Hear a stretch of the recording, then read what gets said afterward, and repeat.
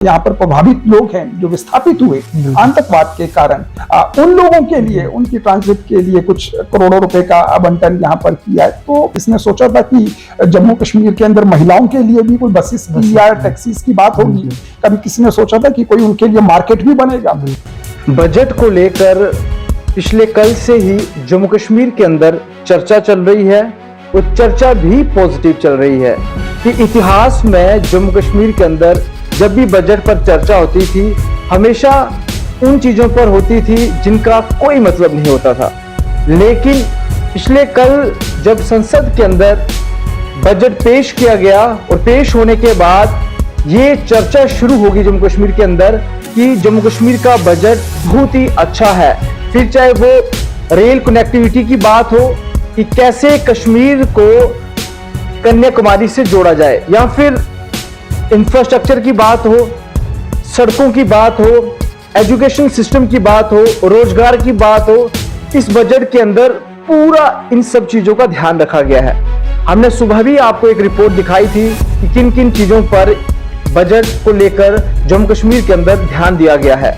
लेकिन हमने कोशिश की है कि हम फिर से एक और वीडियो आप तक लेकर आ रहे हैं जिसमें जो है पूरा कैसे एनालिसिस करते हैं कि जम्मू कश्मीर का बजट कैसा है। हमारे साथ बातचीत करने के लिए डॉक्टर वीरेंद्र कुंडल जी हैं, जम्मू यूनिवर्सिटी में इकोनॉमिक्स डिपार्टमेंट में प्रोफेसर हैं। हम उनसे बातचीत करेंगे और जानने की कोशिश करेंगे कि कैसे देखते हैं वो इस बजट को। सबसे पहले आपका जेके फैक्ट में हार्दिक स्वागत है। धन्यवाद अजीत जी। सर, बजट तो कल पेश हुआ, लेकिन आप एक इकोनॉमिक्स के प्रोफेसर हैं, तो उस नजरिए से आप कैसे देखते हैं इस बजट को? देखिए, ये एक बजट जो है, ये ऐतिहासिक बजट हम कह सकते हैं। उसका कारण ये है कि ये बजट के अगले साल जब ये बजट खत्म होगा अप्रैल के अंदर 31 मार्च को, तो उसके बाद इलेक्शन अनाउंस हो जाएंगे। तो ये ऐतिहासिक हुआ क्योंकि चुनावी जुगल इसी बजट से बच गई है। जैसे केंद्र का बजट आया था, वैसे जम्मू कश्मीर का भी ये बजट आया, ये भी एक बिगुल के रूप में ही ले सकते हैं। और अभी तक जम्मू कश्मीर के इतिहास के अंदर इतना बड़ा बजट के लिए जो आवंटित की गई राशि है, जो लगभग 1,18,500 करोड़ है, वो कभी सोचा नहीं था कि कभी इस तरीके के भी बजट जम्मू कश्मीर के बनेंगे। और ये अच्छी बात है कि भारत की संसद में वहाँ पर सीतारमण जी के माध्यम से पारित किया गया ये बजट जो है वह पेश किया गया है। उस पर चर्चा रहेगी अब आगे कुछ दिनों के अंदर। तो एक हम ये कह सकते हैं कि ऐतिहासिक तो है ही, परंतु साथ ही साथ ये सर्वस्पर्शी भी है। और सिर्फ वो सर्वस्पर्शी नहीं है, इसे हम कहेंगे कि सबका साथ और सबका विकास जैसे हम लोग कहते हैं, ये उस ध्येय को पूर्ण भी करती है। तो इसमें हर व्यक्ति के लिए, हर क्षेत्र के लिए, हर सेक्टर के लिए सब कुछ सोचा गया है। और मुझे लगता है कि जैसे कहा भी गया है कि हम अगले कुछ वर्षों के अंदर जम्मू कश्मीर की जो जीडीपी है, जो यूटी की जो जीडीपी है, उसको डबल करेंगे। तो मुझे लगता है कि एक पहला पड़ाव है इस तरीके का बजट, जिसमें कि पिछले जो आप 1,12,000 करोड़ का जो बजट आया था पीछे, उससे ये 5% लगभग 4.9% एक जंप है, एक सीधा सीधा। तो ये 1,18,500 करोड़ साबित करता है कि बहुत जल्दी ही ये अर्थव्यवस्था जो है, जम्मू कश्मीर की जो अर्थव्यवस्था है, जो जीडीपी है इसकी, उसमें डबल होगा। और अभी हम देख रहे हैं जैसे कि 10% एक पूरे भारतवर्ष के अंदर, जब हम लोग या पूरी दुनिया के अंदर जब एक निराशा का वातावरण से चल रहा है, रिसेशनरी ट्रेंड्स चल रहे हैं, लोगों की नौकरियां छिन रही हैं, या साथ ही साथ दूसरी तरफ एक इन्फ्लेशन का भी है, एनर्जी क्राइसिस आपको मालूम है, यूक्रेन वॉर का, और सब प्रभाव पड़ता है। इकोनॉमी हमारी क्लोज नहीं है, ओपन इकोनॉमी है, और अगर कहीं बाहर कोई घटना होती है तो उसका सीधा सीधा भारत के अंदर भी उसका प्रभाव देखने को मिलता है। चाहे यूएसए के अंदर कोई मॉनेटरी पॉलिसी को लेकर डिसीजन हो, या वहां की बैंकिंग सिस्टम के अंदर कुछ फेलियर हो, उसका प्रभाव जम्मू कश्मीर पर भी है और भारत के अंदर भी है। परंतु फिर भी जम्मू कश्मीर की इकोनॉमी 10% की रफ्तार से, यूं कहें कि भारत की जो अर्थव्यवस्था उससे तेजी से जम्मू कश्मीर की अर्थव्यवस्था दौड़ रही है। तो वो दिन दूर नहीं है जब हम भी इस यूनियन टेरिटरी को एक विकसित यूनियन टेरिटरी के रूप के अंदर देख सकेंगे। मुझे ऐसा लगता है इस बजट के माध्यम से कोशिश की गई है कि हम लोग भी अग्रणी जो बजट पर जैसे पिछले कल 1.8 लाख करोड़ पेश किया गया, लेकिन 2015 से पहले हम बात करें, जो पिछली सरकारें रही हैं, उन्होंने भी बजट पेश किया, लेकिन ग्राउंड जीरो पे इम्प्लीमेंट नहीं कर पाते थे। तो इतना पैसा अब जो ये पेश किया गया, क्या लगता है कि ये ग्राउंड जीरो पे इम्प्लीमेंट हो पाएगा? कैसे देखते हैं? देखिए प्रदीप जी, मंशा किसी की भी गलत नहीं होती है, परंतु उस बजट को धरातल पर लाने के लिए सारा जो जोर होता है वो यहाँ के प्रशासनिक अधिकारी जो हैं, या जिसे मशीनरी हम लोग कहते हैं, उसके कंधों पर ही रहती है। तो कर्मचारी तो वही हैं जो 15 से पहले थे और आज भी वही कर्मचारी हैं। काम करवाना एक आना चाहिए। तो ये वही लोग हैं जो पहले के टाइम के अंदर, जैसे हम कहते हैं कि ये राज्य करप्शन के अंदर, आपको मालूम है कि क्या स्थान रखता था, परंतु आज भारत के अंदर जम्मू कश्मीर की छवि एक करप्शन फ्री स्टेट हम यूं कह सकते हैं। फियरलेस होकर लोग यहाँ रह रहे हैं और स्वच्छंद रूप से अपने विचार भी व्यक्त करते हैं, और जहां लगता है कि ये गलत हो रहा है तो उसको आपने देखा भी है कि सड़कों के अंदर उसका प्रतिकार भी होता है।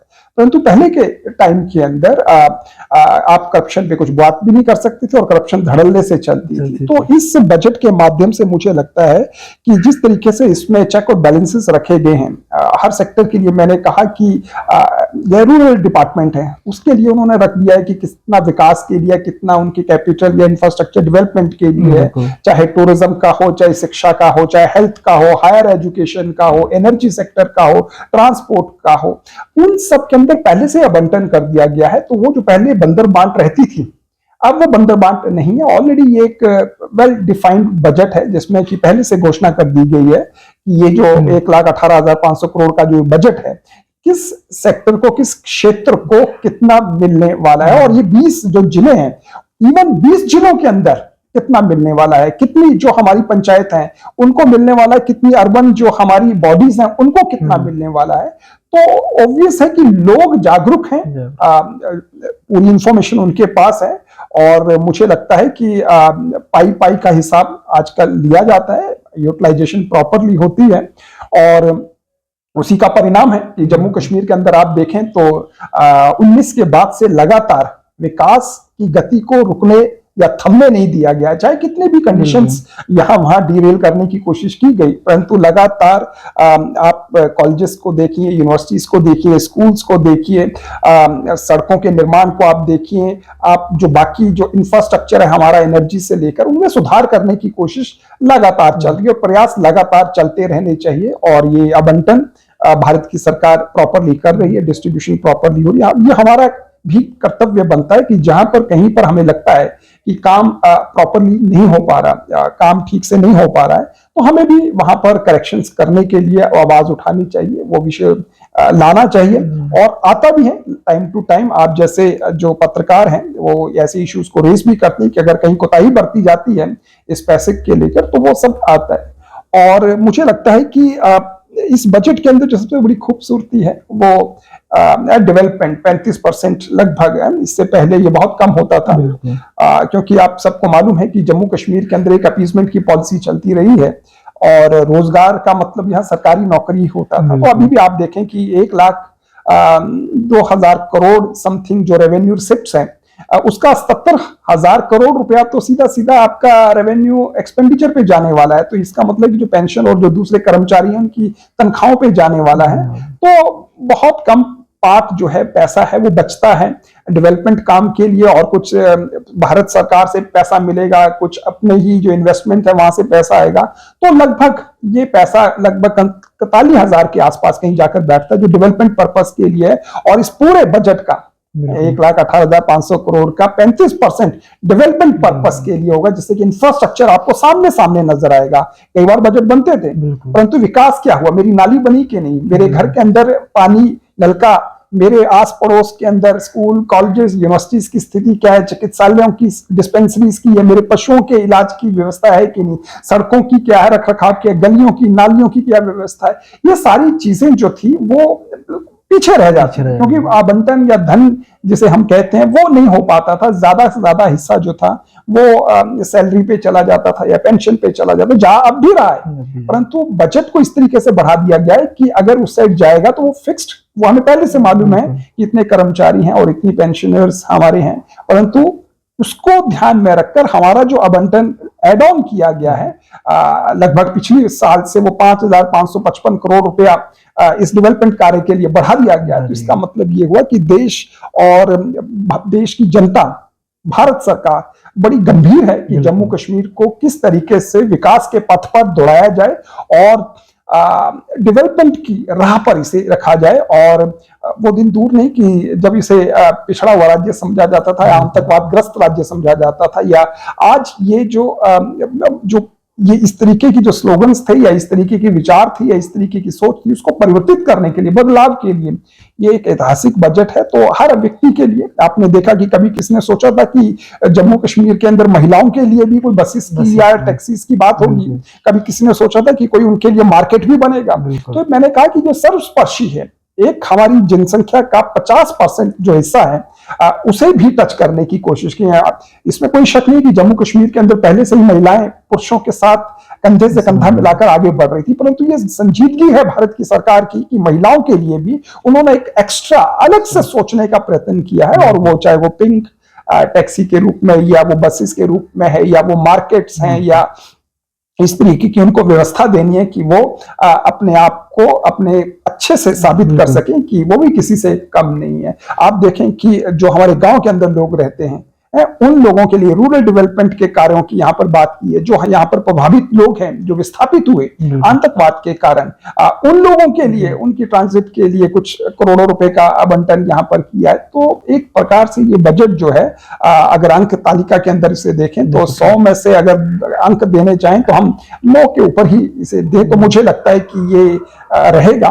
परंतु फिर मैंने आपसे पहले भी बात की थी कि इसमें हम सबका कर्तव्य बनता है।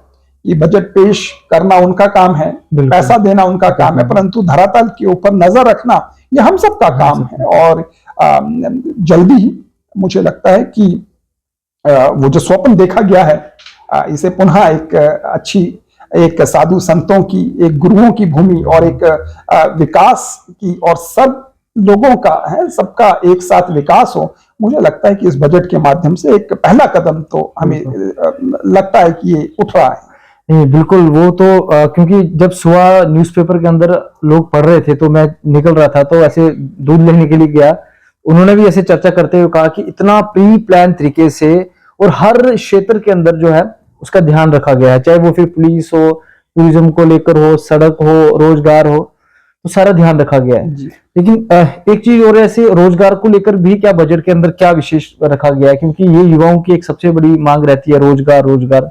देखिए, इस पूरे बजट को अगर आप अच्छे से देखें तो आप एक चीज ध्यान रखेंगे कि सरकार की मानसिकता या सरकार की जो सोच है वो पुरानी वाली बिल्कुल भी नहीं है।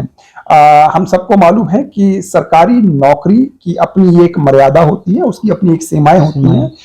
इस बजट के माध्यम से स्वरोजगार की परिकल्पना की गई है, वो चाहे किसी भी क्षेत्र के अंदर है। उनके लिए आपने देखा होगा कि हर जगह पर एक डेवलपमेंट के लिए फंड रखा गया है, हर जगह पर। तो इसका मतलब है कि कोई किसी भी क्षेत्र के अंदर कोई काम करना चाहता है तो वहां पर उसे अच्छा अनुदान वहां से प्राप्त हो सकता है, उसे गाइडेंस वहां से प्राप्त हो सकती है और वो अपना स्टार्टअप, अपना बिजनेस वहां खड़ा कर सकता है।